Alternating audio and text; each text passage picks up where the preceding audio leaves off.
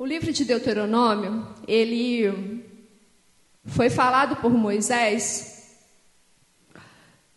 para que o povo se lembrasse de tudo aquilo que aconteceu ali na trajetória do povo de Israel, desde quando eles saíram lá, né, do Egito, desde quando o Senhor tirou eles lá com mão forte, mão poderosa, e eles estão ali agora prestes a entrar na terra tão falada, né, no local que o Senhor reservou para aquele povo.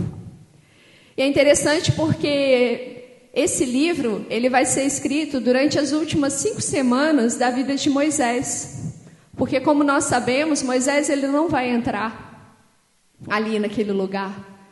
E ele tem uma missão, e essa é a última missão que ele tem com o povo de Israel ainda, é de chamar o povo e falar de novo para eles tudo o que havia se passado, trazer novamente as instruções, orientar.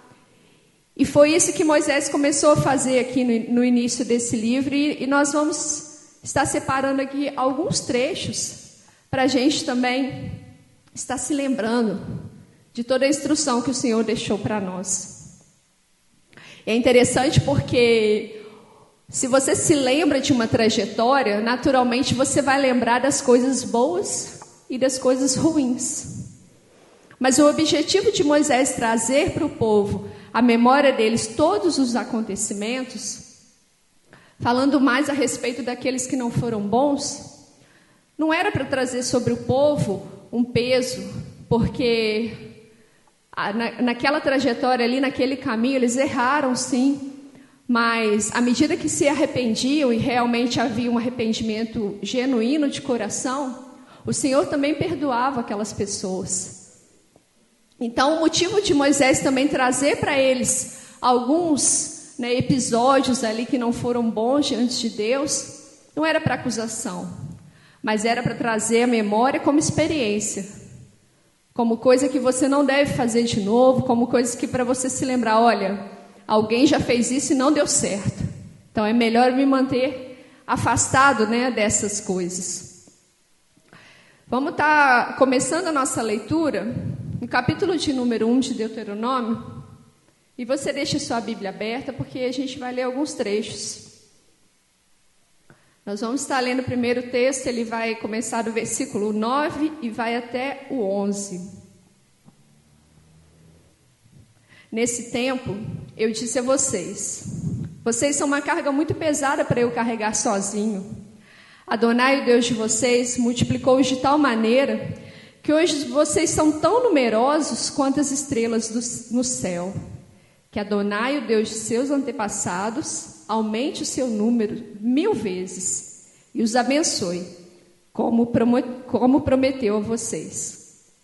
Olha só, ele começa o livro e fala de algumas coisas ali. Ele fala o trecho que eles andaram, ele fala que um determinado trecho da caminhada lá, ao invés de durar 11 dias, que seria o natural, se você voltar uns versículos aqui, durou 40 anos. E logo na sequência ele fala, olha, e teve uma época em que vocês me deram tanto trabalho que eu fiquei muito sobrecarregado. Mas só que Moisés já fala assim, olha, vocês eram muitos, mas é engraçado porque ele fala, vocês eram muitos, mas ele já fala assim, que o Senhor abençoe vocês, que vocês multipliquem mais ainda. Então Moisés não estava reclamando porque ele cuidava de uma grande multidão. Porque senão, para que ele iria abençoá-los e falar para eles aumentarem mais ainda? Então, aqui a gente já pode começar a pensar um pouco sobre essa situação. O problema hoje não é serem grandes igrejas. O problema hoje são muitas pessoas concentradas em uma única pessoa. Esse episódio onde Moisés fala aqui que ele ficou muito sobrecarregado, se a gente voltar lá atrás, nas porções, a gente vai ver que o sogro dele chegou. O sogro dele ouviu sobre o testemunho do que Deus fez com o povo, como ele tirou o povo do Egito. Ali, Jétro adorou a Deus. Ali, ele fez sacrifícios ao Senhor. E na sequência, Deus usa Jétro para aconselhar Moisés, porque ele viu isso acontecendo. Ele viu que Moisés, ele amanhecia e anoitecia atendendo as pessoas. E ele era só um. E aquele povo era uma grande multidão. Então, o que estava acontecendo era uma centralização muito grande naquele homem. E ele era um ser humano, como todas aquelas pessoas. Então, não há problema em que se tenha multidões. Há problema é que não tenha uma divisão. E Jetro foi usado por Deus ali. Olha, você vai fazer assim. Você vai levantar chefes de 1000, chefes de 100, chefes de 10. Quando a causa for muito difícil e eles não conseguirem resolver, aí eles trazem para você.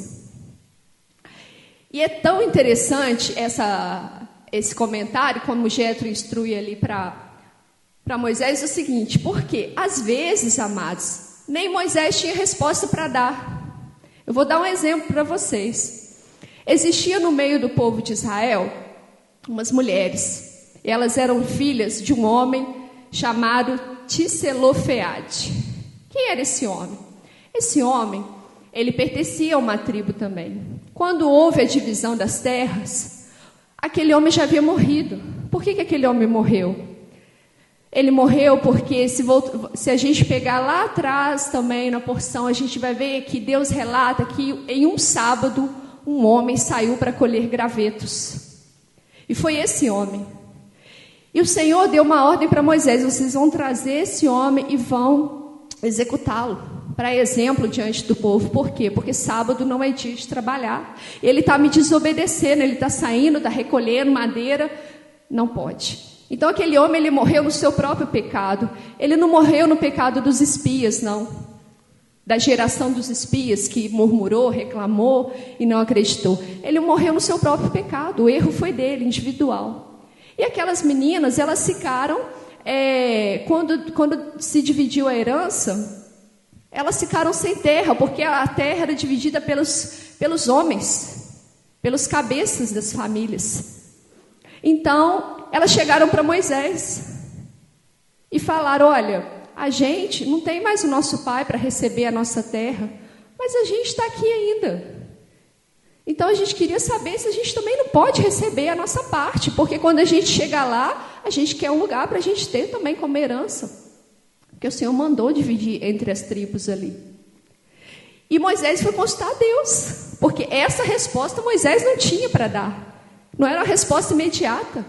E quando Moisés fala com o Senhor vira para ele e fala: olha, as filhas de Zelofeade, elas têm razão. Realmente, elas estão sem herança. O que você vai fazer?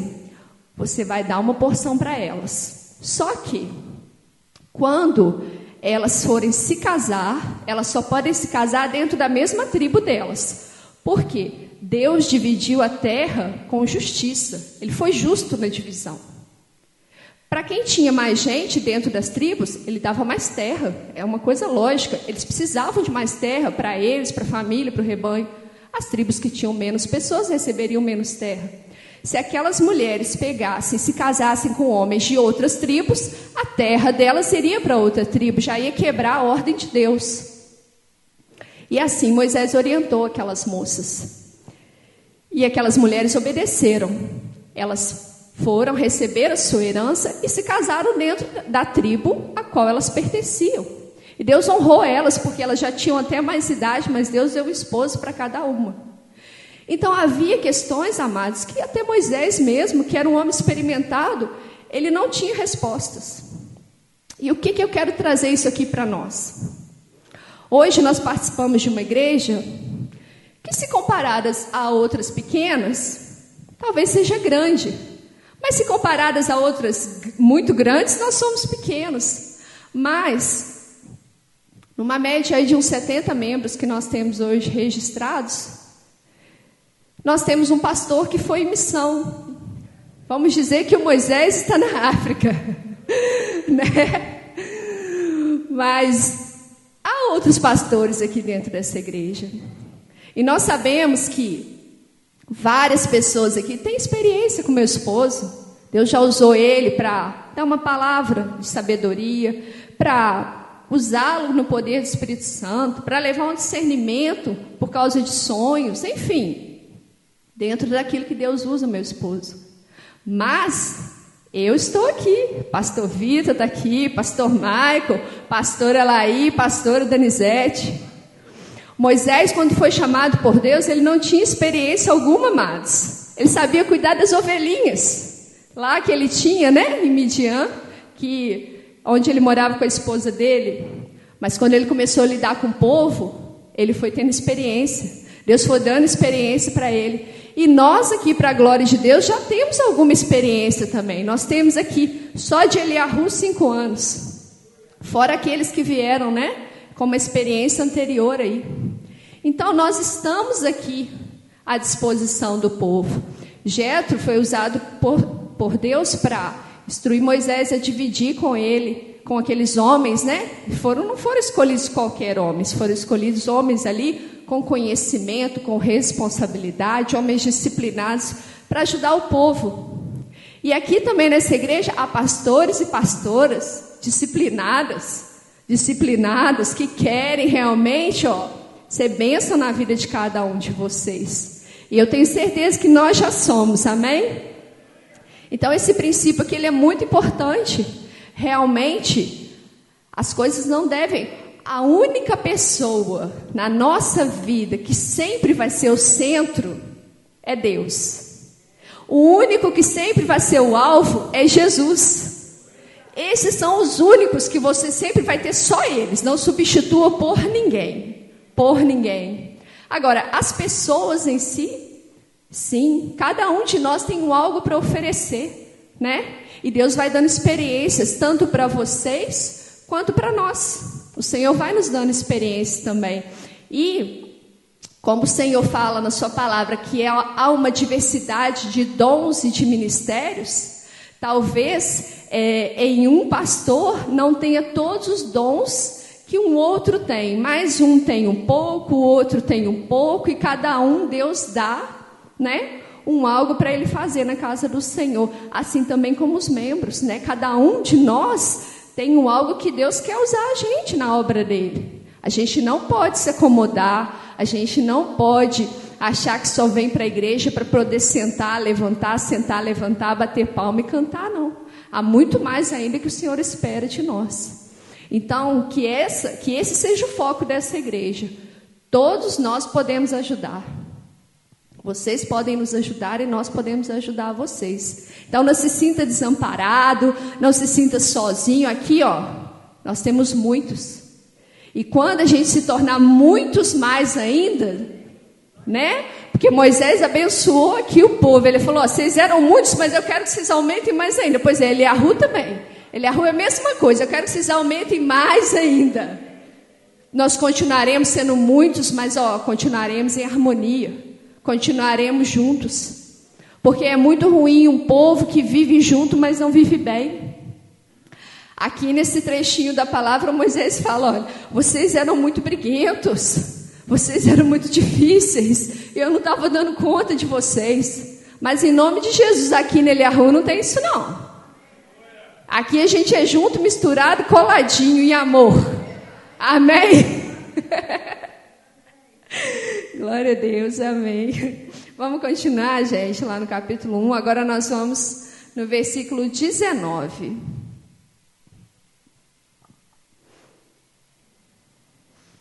Então deixamos o Horebe e passamos pelo deserto vasto e temível que vocês viram, a caminho da região montanhosa do Emori, como Adonai nosso Deus nos ordenou. E chegamos a Cades Barneia. Ali eu disse, vocês chegaram à região montanhosa do Emori, que Adonai nosso Deus nos dá. Vejam, Adonai seu Deus, pois a terra é diante de vocês. Subam, tomem posse, como Adonai, o Deus de seus antepassados, disse a vocês. Não temam, não se assustem.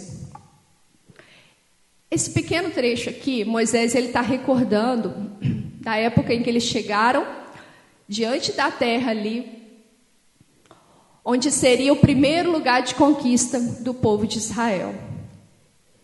E se você pegar os versículos seguintes, você vai ver que Moisés fala assim, olha, vocês viraram para mim e pediram, deixa a gente ir lá olhar primeiro, deixa a gente ver como é que é a terra, como é que são ali os muros, deixa a gente ver a cara dessas pessoas.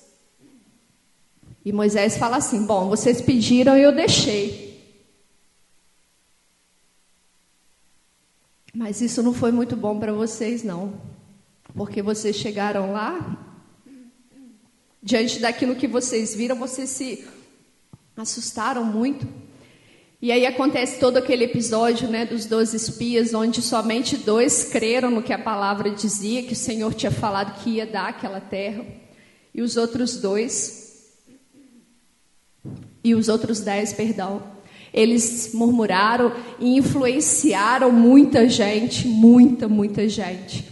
E aqui, gente, nessa parte da história, da trajetória, eles estavam há 2 anos caminhando. Só que por causa de tudo que aconteceu, por causa de toda aquela murmuração, por causa da falta de fé que aquele povo demonstrou diante de Deus, o Senhor virou para eles e falou: olha, aquelas crianças, seus filhos, que vocês estão dizendo que vão ser devorados, né, que as pessoas vão pegar, vão escravizar lá, porque aqueles homens são grandes, enfim, são eles que vão entrar, são eles que vão receber essa terra. E o Senhor lança ali um juízo, a que a gente chama de consequência, sobre toda aquela murmuração, aquela rebeldia. Ele fala: ó, por causa disso, vocês agora vão vagar mais 38 anos, até que toda essa geração que reclamou, que não creu, caia pelo deserto, morra mesmo. E aí, somando esses 2 anos que eles já estavam andando, né, mais os 38, que são os 40 que a gente fala que a nação de Israel ficou andando pelo deserto ali. E o juízo de Deus, gente, é uma coisa que acontece conosco em diversas situações. Com Israel aconteceu ali naquele episódio, por conta da falta de fé, por conta da rebeldia deles, né? E nós aqui passamos, às vezes, por grandes juízos ou pequenos juízos de Deus. E a gente tem muita dificuldade de lidar com consequência na nossa vida, né? Porque a gente tem um Deus que perdoa, né? Glória a Deus, porque Ele nos perdoa. A palavra fala que a sua misericórdia se renova a cada manhã. E eu tenho certeza que essa é a causa da gente não ser consumida, amados. Porque as misericórdias do Senhor são muitas. Só que a palavra de Deus também diz o seguinte, que o Senhor perdoa o pecado, mas Ele não isenta da consequência. E as pessoas têm muita dificuldade de passar por consequência. Imediatamente aqui, após receber de Deus essa palavra, de que eles não entrariam na terra, eles fizeram pior ainda. Eles se armaram, os homens foram lá, pegaram tudo aquilo que eles tinham trazido do Egito, né, como armas ali, que seriam potentes para guerrear. Não, agora a gente vai subir. Não, agora a gente vai. Deus falou, a gente vai. Mas Deus já tinha acabado de falar. Não vai. Não vai, porque eu não vou estar lá com vocês.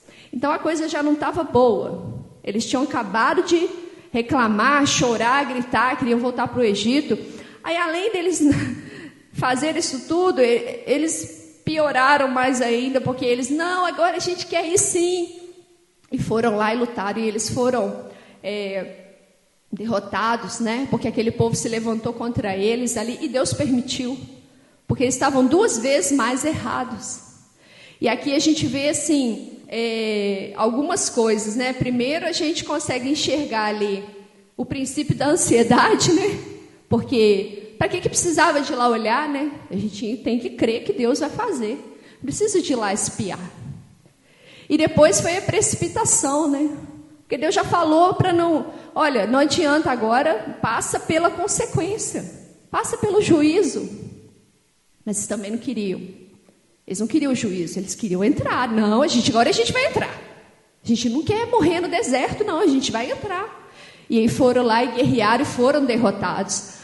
Então, na nossa vida, é uma coisa que a gente precisa muito se lembrar. Melhor seria, gente, que a gente nunca passasse pelo juízo. Melhor seria que a gente sempre estivesse em obediência com Deus.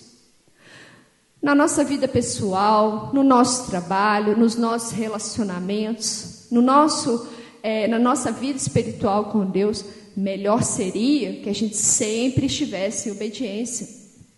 Só que como nós somos seres humanos e somos falhos, às vezes a gente peca. Às vezes por teimosia, porque a gente gosta de um pecadinho de estimação, né? Ou às vezes por acidente, porque você não quer fazer, mas quando vê, você fez. Não tem jeito, sempre vai haver uma consequência. E como Deus ele vê na nossa vida o nosso arrependimento verdadeiro, é a forma como a gente passa a consequência. É a postura que a gente tem durante o processo da nossa vida ali, ó. Algo que você fez que não foi agradável a Deus e houve um juízo, você tem que passar aquilo da melhor maneira possível diante de Deus. Porque nisso Deus vê em você um arrependimento genuíno. Porque aqui no caso, eles foram tão assim, desesperados, que eles já saíram atropelando tudo, metendo os pés pelas mãos. Não, a gente vai entrar de qualquer jeito agora. Olha só, gente, coisa terrível, teimosia contra Deus. Então, é assim ainda hoje. Às vezes a gente faz isso com Deus também. O Senhor fala para nós, olha, isso aí que você fez não foi bom, não, e agora vai acontecer isso. Aí, em vez de você enfrentar a situação, passar aquela situação com Deus, porque Deus não abandona a gente na hora de passarmos as consequências. Deus não abandona. Ele passa com a gente. Ele passa. Só que às vezes a gente quer sair pela tangente. Eu não quero passar isso aqui, não. Eu não vou me submeter a essa situação. É isso que a gente faz. E a gente vai e ignora aquilo. A gente finge que não está acontecendo. Você finge que não é contigo. E o pior é que a gente sofre mais ainda.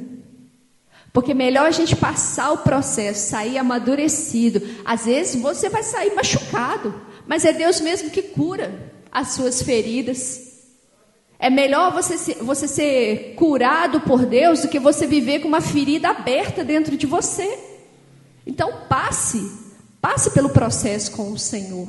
Se há coisas na sua vida que estão mal resolvidas, porque você não se submeteu a Deus ainda da forma como é necessário, se submeta ao Senhor.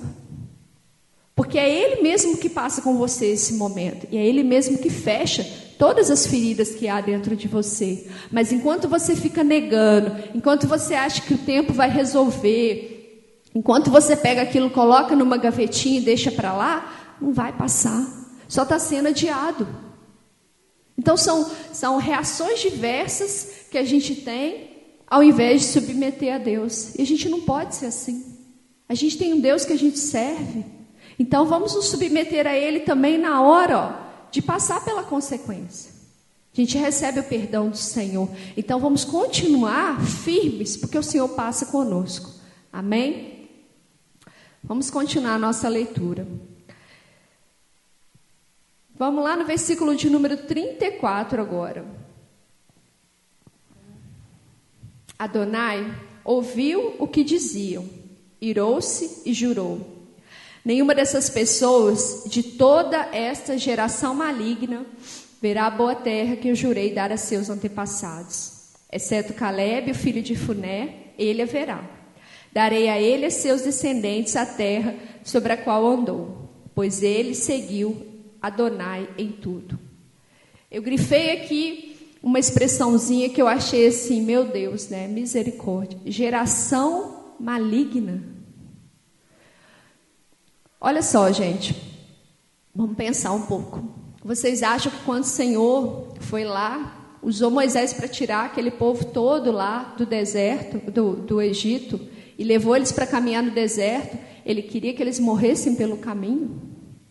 O Senhor tinha um projeto para todo aquele povo que estava lá dentro do Egito.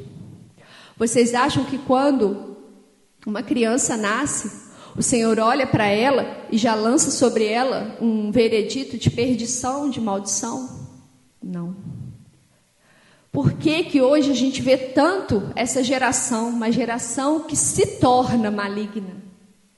Porque o Senhor forma as pessoas com projetos.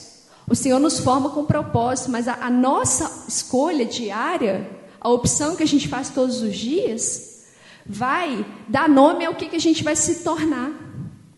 E essas pessoas que rebelaram contra o Senhor, esse episódio ele foi tão pesado, ele foi tão terrível, que ele marcou de se eliminar uma geração. E era muita gente que morreu ali.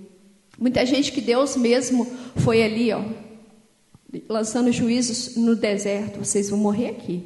Enquanto não morreu o último, eles não pegaram o caminho certo de volta para chegar lá. Eles ficaram rodando, gente, rodando. Ou eles paravam no local muito tempo e ficavam ali bastante tempo. Tempo demais mesmo, assim, muito tempo. Então Deus, ele não forma nenhum de nós para se tornar maligno. Mas o nosso contato com esse mundo e aquilo que a gente escolhe para a nossa vida vai determinar quem a gente vai ser. Não é porque as pessoas nascem em uma condição pior ou melhor que elas têm que ser piores ou melhores, não. O que vai determinar é cada um de nós. É por isso que a nossa salvação é individual. Eu não posso salvar a minha família, eu posso clamar pela minha família, mas eu tenho que manter a minha salvação. Cada um de nós aqui tem que lutar pela sua salvação, para que a gente não se torne uma geração maligna. O projeto de Deus para a nossa vida, ele é perfeito, ele é maravilhoso e ele conduz ao reino dos céus. Não é o reino do inferno. Deus não formou ninguém para ir para o inferno, não. Deus não formou Satanás para ele ir para o inferno, gente. Vocês conseguem pensar isso? O objetivo de Deus ao criar os anjos dele não foi que um terço deles caísse junto com Lúcifer e ali se tornassem anjos terríveis, né? Então, que cada um de nós sempre lembre disso. Que geração que eu estou formando? Eu estou participando de uma geração que está indo para a presença de Deus? Porque individualmente que a gente trabalha. Você cuida da sua vida, você orienta o seu filho, você ajuda o seu esposo, sua esposa, seu vizinho, seus funcionários. Qual é a geração que eu estou participando? Que a gente jamais, em momento algum na nossa vida, seja visto por Deus como geração maligna. Porque essa geração, ela teve um fim muito ruim. Porque o nosso objetivo, todo dia a gente tem que olhar e lembrar: eu sou geração santa, eu sou geração escolhida, eu sou participante do reino de Deus, eu tenho um objetivo nessa terra, eu não posso ser vista pelas outras pessoas como alguém que uma hora está, outra hora não está. Como alguém que quando passa pela dificuldade está igual todo mundo lá fora. Não, eu sou diferente. Eu sou a geração que vai ver a volta de Yeshua. E vai ver, escutando o toque da trombeta e dando glória a Deus. E não tremendo e temendo por causa da volta dele. É essa geração que a gente tem que ser. É dessa geração que eu quero participar. E todo dia eu tenho que lutar por isso. Eu não posso me esquecer. E em cada pequeno detalhe, em cada máximo detalhe da nossa vida, que Deus vê isso. Por quê? Essa semana eu estava estudando algumas coisas sobre a lei do Senhor e eu vi um comentário muito legal que compara 2 mandamentos da lei, que são o de honrar o pai e a mãe e se você vê um ninho de passarinho pela rua e você quiser ali pegar os filhotes, que primeiro você tem que pegar e espantar a mãe para você pegar o ninho. Para você não tirar os filhotes daquela mãe e ela participando. E aí eu fiquei pensando, um tão complexo e o outro tão simples. Porque honrar pai e mãe, ele é complexo. É uma coisa que você tem que lutar todos os dias. Você tem que buscar cuidar da sua família, cuidar dos seus pais, respeitá-los, se necessário, sustentá-los. Agora, o ninho de passarinhos, se você quer os passarinhos lá, a forma, até o jeito de você pegar, Deus orienta. E para Deus, Ele não colocou lá, o de honrar pai e mãe para mim é mais importante do que o relativo ao ninho de passarinhos. Por quê? Porque Deus quer que a gente veja os mandamentos dele, todos, de extrema importância. Então a gente não pode olhar para uma coisa que Deus quer da gente e achar insignificante. A gente tem que olhar para todas. Todos os detalhes da sua vida são importantes para Deus. Não tem nada na sua vida que escapa aos olhos de Deus. mas eu gosto só de ver um pouquinho aquele programa lá que tem umas coisas, né, que não glorifica a Deus. Não, mas eu só fico olhando detalhes que não agradam a Deus. Então não fica menosprezando as coisas que você faz na sua vida, pensando assim, mas eu estou sempre na igreja, mas eu sou dizimista, eu participo de todos os cursos, programações, estou lá. Mas lá fora da sua vida tem uns detalhes, né? Que Deus olha e fala, poxa vida, ali eu não estou. Então, que todos os mandamentos de Deus sejam importantes para nós. Sejam obedecidos com igual peso e igual valor. Porque só quando você estiver com ele lá em cima, é que você vai saber ali o qual era mais leve, qual que era mais pesado. Igual uma nota ali de questões de prova. Essa vale 10, essa vale 8, vale 5. Não está escrito na Bíblia ali que um tem menor valor e o outro tem maior, não. Mas está escrito que todos você tem que obedecer. Então que a nossa vida seja assim, em todos os mínimos e maiores detalhes. Realmente Deus possa ver em nós uma geração santa. Uma geração que busca santidade, pessoas que realmente estão submetidas à palavra de Deus. Não somente em conhecê-la, mas também em obedecê-la. Amém? Vamos continuar. Interessante também, gente, que eu ainda não falei sobre isso, é que aquele povo que estava ali ouvindo a repetição da lei, para eles não era muito repetição, não. Para eles era uma coisa assim de...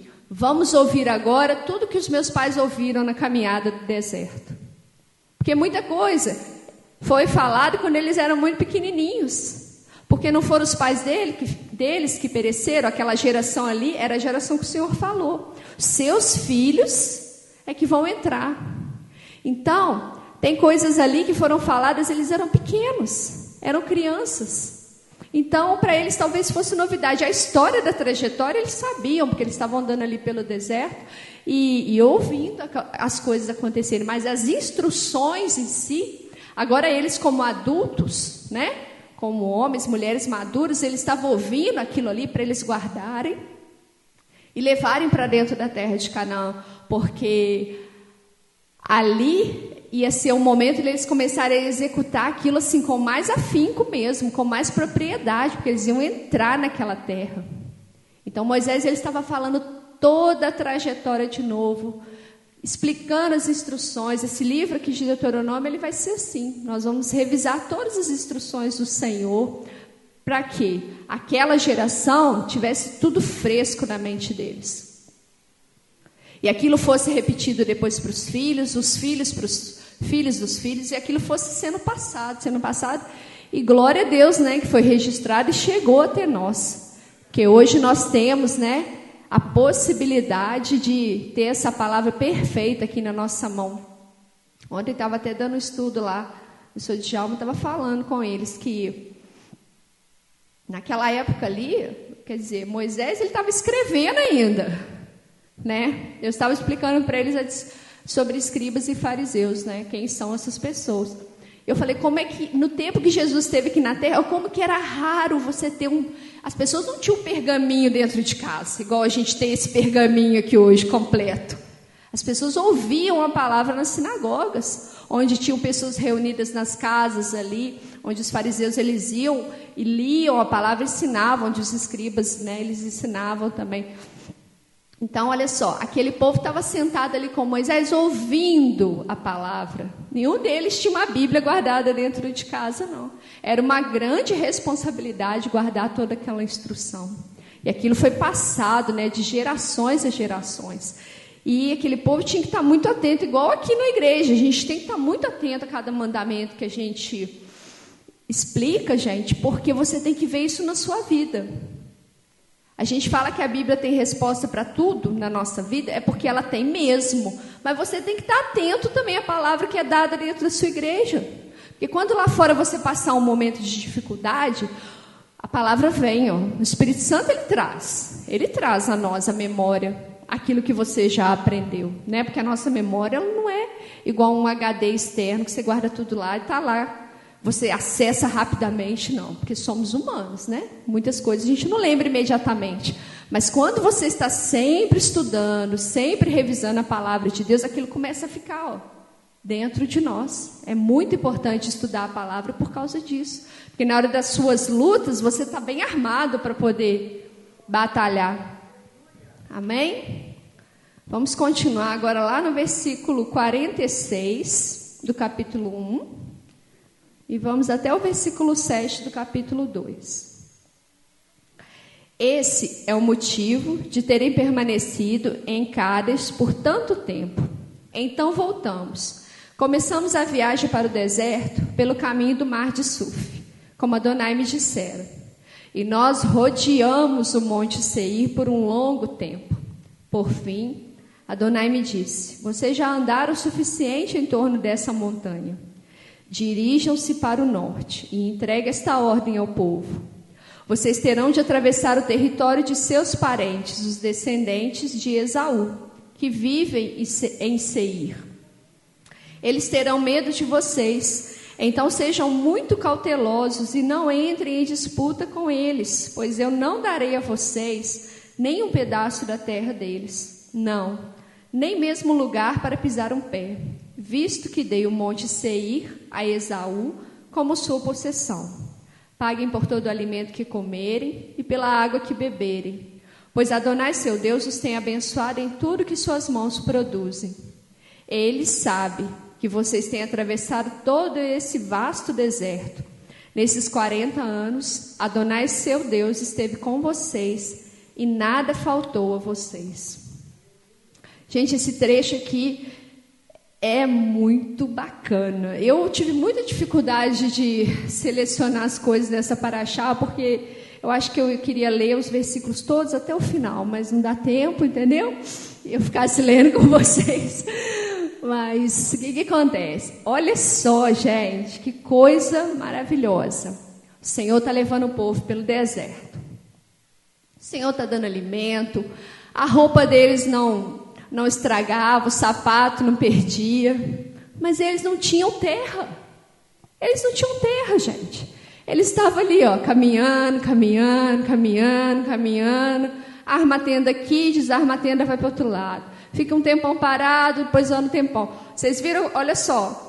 Aqui está falando, olha, eles ficaram muito tempo lá em Cádiz Barneia.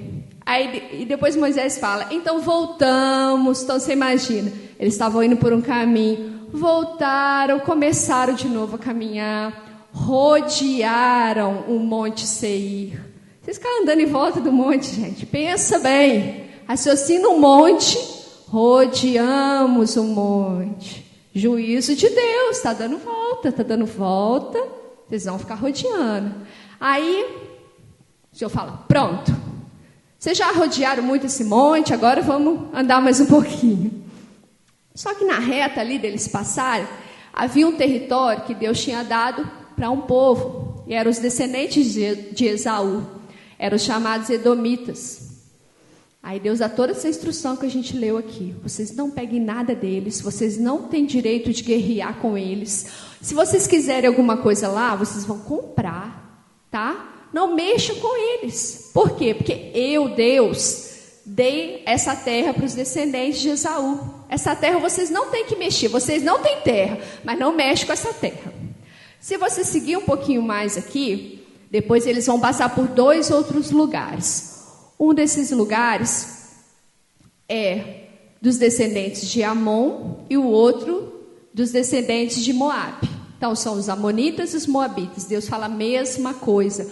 Vocês vão passar por lá, mas vocês não mexam com a terra deles, porque fui eu que dei essas 2 terras para os descendentes de Ló. Os moabitas e os amonitas, gente, eles foram gerados pelas filhas que Ló teve Os amonitas e os moabitas foram os povos que descenderam das filhas de Ló. E as filhas de Ló se relacionaram com Ló. Vocês lembram dessa história? Ló na caverna, né? As filhas foram, se deitaram, primeiro uma, depois a outra, com o próprio pai, porque acharam que o mundo acabou, né? Não tinha mais nenhum homem para elas se casarem. Então, aquele povo ali, eles eram fruto de maldição.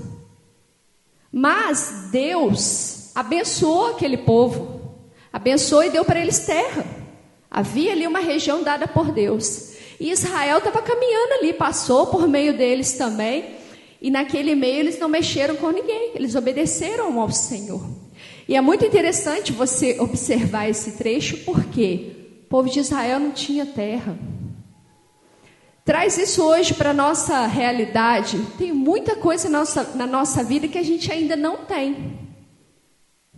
Mas não é porque eu não tenho que eu posso querer o do outro. Por onde eu passar, às vezes tem pessoas que já têm o que eu gostaria de ter. Mas não é por isso que eu tenho que ficar de olho naquilo que é do outro. E isso se aplica em todas as áreas da nossa vida. Se eu não tenho relacionamento ainda, eu não posso invejar o do outro. Se eu não tenho ainda uma família formada, eu não posso invejar do outro. Se eu não tenho o trabalho que eu gostaria, eu não posso invejar o do outro. Se eu não tenho o ministério que eu gostaria, eu não posso invejar os dons. E aí você pensa o que você quiser. Porque Deus tem uma bênção, um propósito para cada um. Não tem? Eu creio, Ele tem. Então Deus tem para você um algo. Nós não devemos olhar para o que o vizinho tem, porque o vizinho recebeu primeiro. Nossa, pastora, mas os amonitas e moabitas eram fruto de maldição. É verdade. As filhas de Ló fizeram algo terrível, abominação aos olhos de Deus, totalmente contra aquilo que o Senhor falou. O pai não pode, as filhas jamais podem se deitar com o pai, é verdade. Mas a descendência deles foi abençoada. Não é porque lá atrás aconteceu uma maldição dentro da família que toda geração ela vai ser alcançada, não, porque o Senhor fala que Ele perdoa. Ele alcança com misericórdia também. A maldição, uma hora, ela pode ser quebrada sim. Então, o próprio Deus fala, olha, não mexam com os descendentes de Ló. Não mexam com Esaú. Gente, Esaú é o Esaú. Pensa no Esaú, o irmão de Jacó. Quanto trabalho esse homem deu também. Mas terra é dele, Deus deu para ele, Deus abençoou ele. Então não importa se a pessoa que está do seu lado já fez coisas erradas. Se você fala, nossa, mas eu e fulana lá, eu nisso sou melhor. Você é melhor nada. Nós somos terríveis, tem hora. É nessa hora que a gente olha para o outro pensando que o que o outro tem podia ser nós somos piores. Nós somos os piores nessa terra. Prossiga buscando aquilo que Deus tem para você.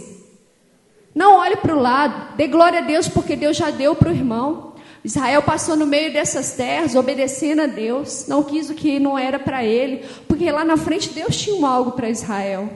Israel manteve os olhos no foco. Ó. Meu alvo está lá na frente. Meu propósito, Deus falou que é lá na frente. Não é aqui não. Então não mexe com o que não é seu. Não deseja. E esse episódio remete ao mandamento. O mandamento lá de Êxodo 20, versículo 17. Não cobice a casa do seu próximo, não cobice a mulher de seu próximo, nem o seu escravo, nem sua escrava, nem o seu boi, nem o seu jumento, ou qualquer coisa pertencente ao seu próximo. Graças ao Eterno, esse juízo eles não tiveram de carregar, pois fizeram como o Senhor mandou. Eles foram obedientes ali. Às vezes você acha que tem aquela história de inveja boa. Inveja boa é do capeta, gente. Falou que a inveja não presta. Pelo amor de Deus, tira essa palavra da sua boca, viu? Não existe isso não. Queira o que Deus tem para você. O que Deus tem para você é grande também. Tá? Continua com o seu olho, lá, no alvo que é Jesus. Porque o que Ele tem para te dar aqui nessa terra, Ele vai te dar. Mas não perde o seu olhar, não se distrai pelo caminho com o olho comprido no que é do outro, não. Mantenha o foco ali, continua olhando para o Senhor. Amém? Vamos avançar mais um pouquinho, lá no capítulo 3.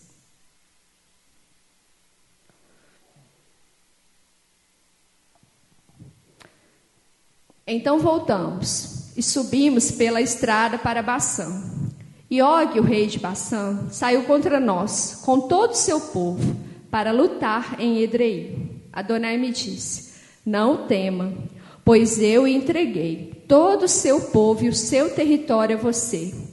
Faça a ele o que fez a Sicom, rei do Emori, que vivia em Esbom. Então Adonai, nosso Deus, também nos entregou Og, o rei de Bassã, com todo o seu povo. E nós o ferimos até que não sobrasse ninguém. Nesse tempo, conquistamos todas as cidades deles. Não sobrou nenhuma sem ser conquistada. Havia 60 cidades, toda a região de Argov, o reino de Og, em Bassã. Todas as cidades eram fortificadas, com muros altos, portões e trancas, além de grande número de cidades sem muros. Nós as destruímos por completo, como fizemos com Sicom, rei de Hesbom, aniquilando todas as cidades, homens, mulheres e crianças. No entanto, tomamos todo o gado com o espólio da cidade, despojo. Nesse tempo, conquistamos o território de 2 reis do Emorim, a leste do Jordão, entre o vale de Arnon e o monte Hermon. O Hermon chamaram Sirion pelos Tisidonins e Senir pelo Emorim. Todas as cidades da planície, toda a região de Gileade e Bassã, chegando a Salcar e Edrei, cidades do reino de Og, em Bassã. Og, rei de Bassã, era o último sobrevivente dos Refaíns. A sua cama era feita de ferro. Ela ainda se encontra em Rabá, com o povo de Amon. O seu comprimento era de 4 metros e de 1,80 m a sua largura. Olha só, hein, que interessante. A gente acabou de falar que Deus mandou aquele povo passar quietinho por 3 territórios. Quando chega lá na frente, o Senhor é quem fala: agora vocês podem guerrear, porque aqui já começa a região que eu vou dar para vocês. E o finalzinho do texto aqui, olha só, vocês viram? Um desses homens era um gigante. Porque um homem que tem uma cama de 4 metros de comprimento e 1,80 m de largura, uma cama de ferro, né, para aguentar o tamanho do homem. Então, vocês imaginem, gente, olha só que interessante. Quando a gente continua seguindo o nosso caminho, quando a gente realmente se coloca ali na disposição de Deus, segundo a vontade que Ele tem para nós, mesmo que se levante alguém vindo contra nós, Deus fala: pode ir, porque eu já entreguei ele para você. Esses povos aqui, ó, essas regiões aqui, Deus entregou para o povo de Israel. E é interessante porque a gente fala muito de Golias, né? Ah, o gigante Golias, Davi, o gigante Golias, quer dizer, olha só, o Og também era um gigante, né? Ele era aqui, está falando que ele é o último dos sobreviventes dos Refaíns, que era uma outra região também que tinha gigantes. E o Senhor entregou, olha só, 60 cidades. Era muita quantidade de gente que tinha naquele lugar. Imagina a luta que não foi, muito espólio que Deus entregou. E é interessante porque não tem, acho que, se eu não salvo engano, semana passada, o pastor Vitor falou sobre as 2,5 tribos que receberam uma herança antes do Jordão. E é justamente essa região aqui, ó, onde é esses reinos aqui. Então, para aquelas 2,5 tribos, que era, né, de Gade, de Ruben e a meia tribo de Manassés, ficar de olho nessa região aqui, vocês imaginam que era um lugar muito bom. E aí eles tinham muito gado, né, muito rebanho, então ali tinha muito pasto. Era um local muito apropriado ali para a família deles, para essas tribos estarem. Então, na sequência aqui até é falado sobre isso, que são as regiões ali onde Moisés deu a palavra para aquelas 2,5 tribos, que se elas cumprissem, né, de lutar com os irmãos deles ali na conquista de Canaã, elas poderiam retornar e ficar com aquelas terras, porque foi Israel mesmo que conquistou essas terras, mas só que elas eram antes do Jordão, elas não eram dentro de Canaã ainda. Então Deus, ele tem realmente coisas maravilhosas para dar para cada um de nós. E quando a gente se dispõe ao propósito do Senhor, e esse, finalizando a minha palavra de hoje, é o tema dessa noite, eu quero chamar você a abraçar o propósito que Deus tem para a sua vida. Porque Ele tem um propósito para a vida de cada um de nós. O primeiro propósito que Ele tem é te salvar. E esse é o maior e mais perfeito que Ele pode dar para nós. E a gente poderia viver sem mais nada. Porque se a gente pensar que a gente não vai ser salvo, o que adianta a gente, né, estar vivo? Nosso propósito é estar com o Senhor de novo. Só que Ele ainda dá as demais coisas, e são essas demais coisas, os propósitos que Ele tem para cumprir na sua vida aqui nessa terra ainda, que você precisa abraçar e focar no Senhor, continuar obedecendo, continuar buscando, continuar lutando, abrindo mão das coisas que não convêm para você. Se há coisas na sua vida que você precisa de passar por elas, passe com Deus. Passe os processos da sua vida com o Senhor. Não há melhor lugar do que aos pés do Senhor, para a gente passar os nossos processos, para a gente continuar lutando por aquilo que Deus tem na nossa vida. E não olhar somente para as coisas materiais, amados. Primeiro olha o que Deus tem com você aqui nessa terra, porque Deus, Ele fala que precisa de trabalhadores. Então a seara é muito grande, tem muita gente precisando ouvir a palavra de Deus, tem muita gente precisando de ouvir de restauração. O pastor Jimson está lá agora acampado. Ele foi para uma região lá que eles montaram um acampamento. E ali é no mínimo 200 pessoas que vão acampar, vão ficar lá até domingo acampadas. E ele vai ter lá, acho que uns 4 horários para ele falar sobre restauração. Pessoas num outro continente precisam de ouvir sobre restauração. Mas existem pessoas aqui que convivem com você diariamente, sabe que você é crente, você não abriu sua boca nem para pregar salvação para ela ainda. Existem pessoas aqui que infelizmente às vezes olham para os que são crentes e falam, ele é crente mesmo. Isso precisa acabar no meio da igreja. Então abraça o propósito que Deus tem para a sua vida e corre atrás.